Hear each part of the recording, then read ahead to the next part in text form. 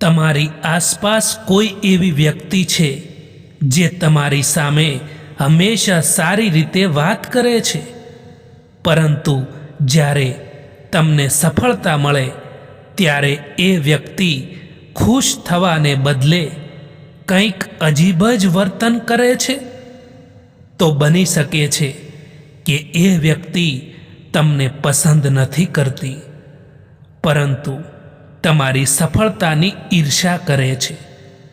આજે હું તમને એવી 4 વાતો જણાવીશ જેના પરથી તમે સમજી શકશો કે તમારી ઈર્ષા કોણ કરે છે. અને ચોથી વાત સૌથી ખતરનાક છે, કારણ કે એ વ્યક્તિ તમારી સામે દુશ્મન બનીને નહીં, પરંતુ મિત્ર બનીને રહે છે. પહેલી નિશાની બહુ સરળ છે. જ્યારે તમારા જીવનમાં કોઈ સારી વસ્તુ બને, તમને સફળતા મળે, તમારી મહેનતનું પરિણામ મળે, ત્યારે જે વ્યક્તિ સાચે તમારી પોતાની હોય છે તે દિલથી ખુશ થાય છે. પરંતુ ઈર્ષા કરનાર વ્યક્તિ તમારી સફળતા જોઈને ખુશ થવાને બદલે તરત તેની કિંમત ઓછી કરવાનો પ્રયત્ન કરે છે. તમે કહો કે મને આ કામમાં સફળતા મળી, તો એ કહેશે, એમાં શું મોટી વાત છે? ધ્યાન રાખજો, તમારી સફળતાને નાની બતાવનાર દરેક વ્યક્તિ ઈર્ષાળુ હોય એવું જરૂરી નથી. પરંતુ જો કોઈ વ્યક્તિ વારંવાર આવું કરે છે તો તેના વર્તનને અવગણશો નહીં. હવે બીજી વાત બહુ ધ્યાનથી સાંભળજો. ઈર્ષા કરનાર વ્યક્તિ ઘણી વખત તમારી સફળતા કરતાં તમારી ભૂલ પર વધારે ધ્યાન આપે છે. તમે 10 સારા કામ કરો, પણ એક નાની ભૂલ થઈ જાય અને એ વ્યક્તિને બસ એ જ ભૂલ દેખાશે. એ તમારી પ્રશંસા નહીં કરે, પણ તમારી ભૂલ બીજાની સામે બતાવવામાં કદાચ પાછળ નહીં રહે, કારણ કે તમારી સફળતા એને અંદરથી અસ્વસ્થ કરે છે. પરંતુ અહીં એક વાત સમજવી જરૂરી છે, તમારી સાચી ભૂલ બતાવનાર વ્યક્તિ હંમેશા દુશ્મન નથી હોતી. ક્યારેક જે વ્યક્તિ તમને તમારી ભૂલ બતાવે છે એ જ તમારો સાચો માણસ હોય છે. ફરક એટલો છે કે સાચો માણસ તમને સુધારવા માટે ભૂલ બતાવે છે અને ઈર્ષાળુ માણસ તમને નીચે બતાવવા માટે. ત્રીજી નિશાની છે તમારી ગેરહાજરીમાં તમારા વિશે વાત કરવી. હવે આ વાત દરેક વ્યક્તિ સાથે બની શકે છે, એટલે માત્ર કોઈએ તમારી વિશે વાત કરી એટલે તરત એને ઈર્ષાળુ માનશો નહીં. પરંતુ જો કોઈ વ્યક્તિ તમારી સામે મીઠી વાત કરે તો થોડું સાવધાન થવાની જરૂર છે, કારણ કે કેટલાક લોકો તમારી સાથે સ્પર્ધા કરતા નથી. તેઓ ફક્ત તમને આગળ વધતા જોઈ શકતા નથી. એટલે આવા લોકો સાથે ઝઘડો કરવાની જરૂર નથી હોતી.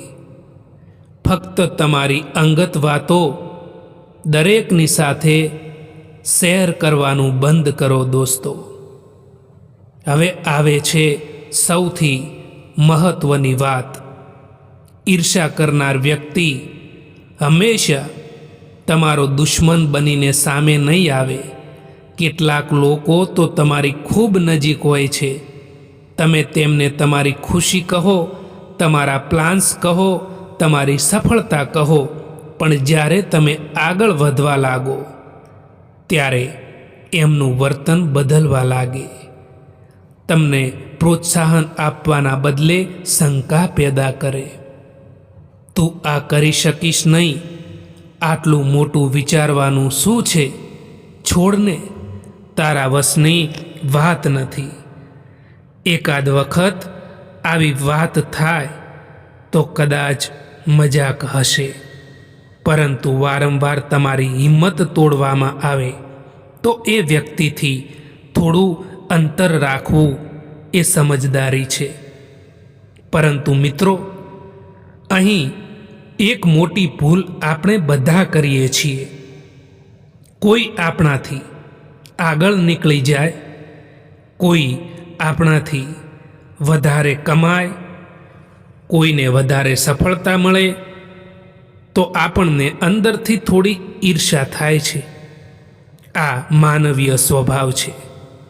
એટલે દરેક વખતે સામેની વ્યક્તિને ઈર્ષાળુ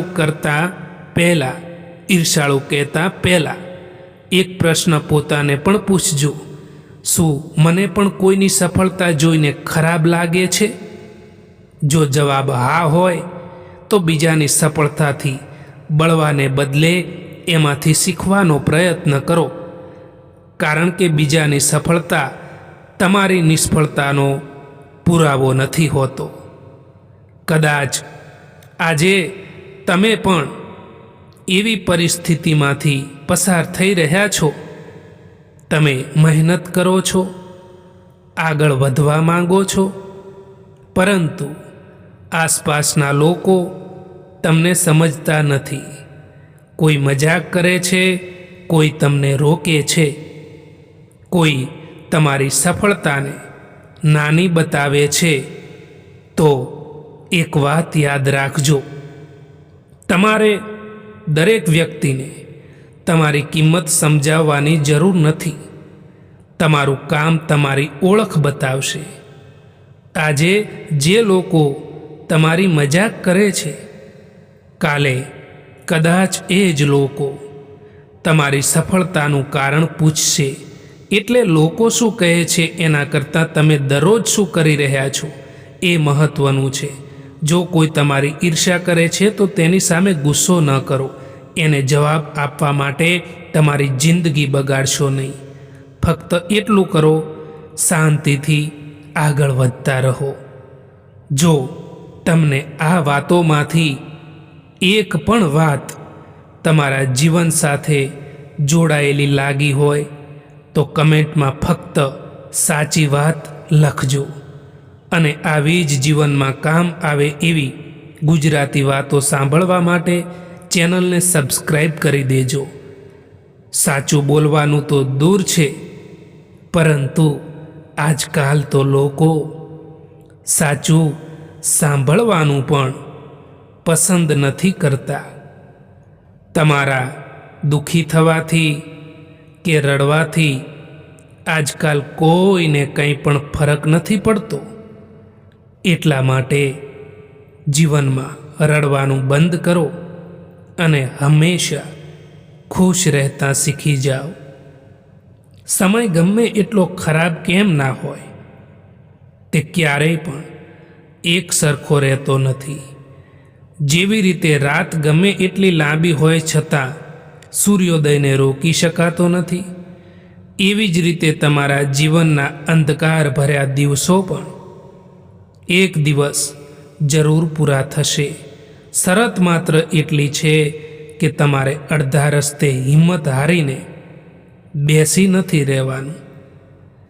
દિલ સાફ અને નિયત સારી હોય તો ભગવાન કોઈને કોઈ રૂપમાં તમારી મદદ જરૂર કરે છે. દોસ્તો, ખોટા લોકોથી રાખેલી આશા એ તમારી ચિંતા અને તણાવનું કારણ બને છે.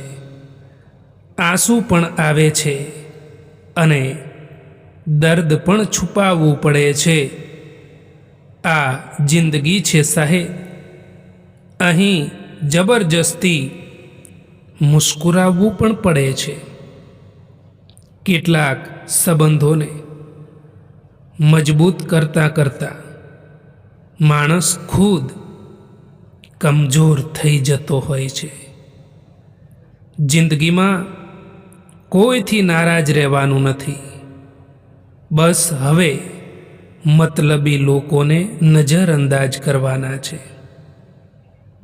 કદર કરો એમની જે તમને મતલબ વિના પણ ચાહે છે, કારણ કે આ દુનિયામાં સંભાળ રાખવાવાળા ઓછા અને તકલીફ આપવાવાળા લોકો વધારે મળે છે. એ માણસ સાથે ક્યારેય પણ જૂઠું ન બોલવું જે માણસને તમારા જૂઠ બોલવા ઉપર પણ પૂરો વિશ્વાસ હોય. અહીં કોઈ કોઈનું નથી, બધાને મતલબની બીમારી છે. જિંદગીમાં કંઈક મેળવવું હોય તો તમારું પૂરું ધ્યાન અને તમારી પૂરી શક્તિ એના ઉપર લગાવી દો.